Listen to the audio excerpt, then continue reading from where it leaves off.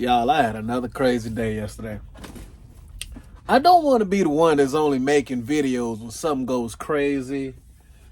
Y'all give me a minute. I'm going to get back on loading consistently. I'm going to be honest, I just haven't felt like it. You know? Just have not felt like it. But I want to tell you guys what happened to me. I hope you guys can hear me clearly. On this Airspace order that I had yesterday. So many things went wrong on this order. So the order was supposed to go from Winston-Salem to Charlotte. They told me I needed to pick it up by 5:30. That was incorrect. I needed to actually be there by 5 because at 5:30 the place was closed. I got lucky because there was a gentleman that was leaving the building that was off the clock. I caught him while he was walking to his car. He let me in the building. They loaded me up. I was picking up a box that was, I'll put it on the screen. I was picking up a box that was 180 pounds. It was some airplane parts. This thing costed $11,000. So it's something important. And they were flying it to Frankfurt. So international, right? All right. I drive to the airport. TSA. You know, I have all of my stuff. But since it is an international flight, they need the customs number.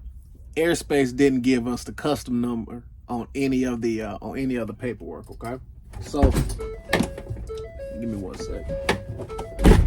All right, so what ended up happening? Since the customs number wasn't on there, they had to reach out. Airspace had to reach out to the client to get the number. This is where the foolishness started. I'm talking to a girl on the phone. And she tells me that she's going to call me back with the customs number. 20 minutes go by. I don't hear anything. I call her back. And when I call her back, you know, I'm not being rude to her, but I'm just like, hey, this order has been messed up from the beginning. Like the pickup time was messed up. Now you guys don't have the custom order. And now I'm just sitting at the airport. Like, what am I going to be compensated for my time, right? While I'm talking, this girl puts me on hold just immediately. Her name was Liz from Airspace. She puts me on hold while I'm talking and she never comes back to the phone. Now I'm livid, right? I'm like, I know she ain't just professionally hang up on me, right?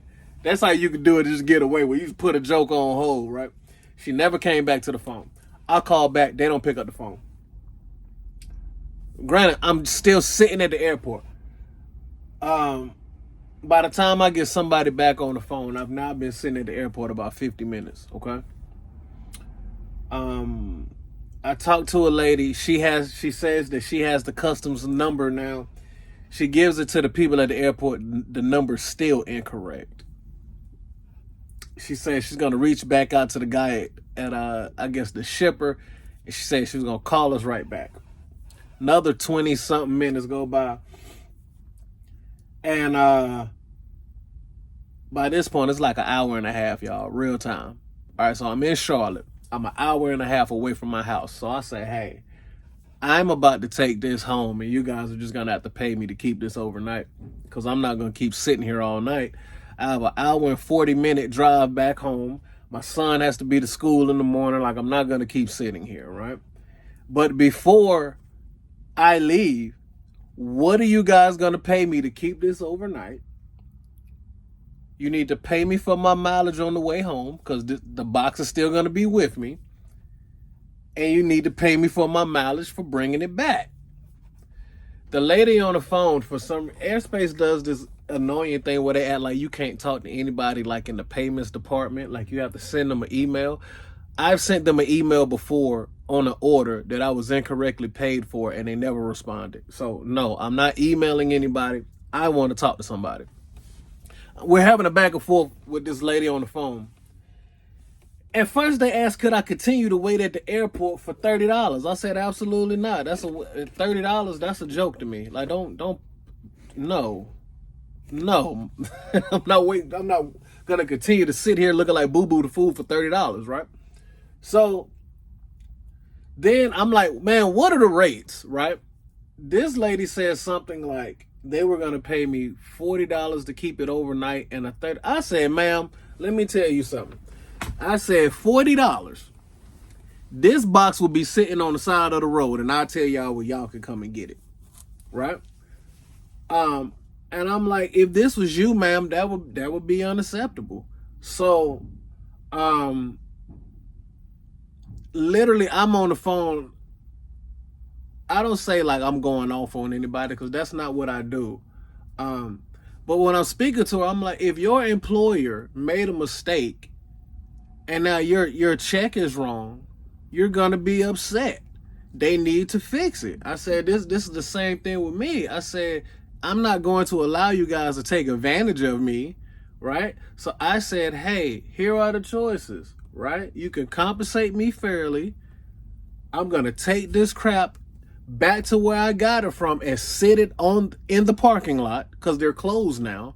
I said, or you guys can get somebody else to deliver this order. They can meet me. So this lady says like, okay, well, I'll arrange it to where somebody else can meet you and finish the order. And she said, but it's going to be a while because I have to get somebody to meet you in Charlotte. I'm like, ma'am, I don't live in Charlotte. So you're going to have somebody that's going to come to my house and pick this up. I'm not driving another mile. Somebody can come to my house and pick this up.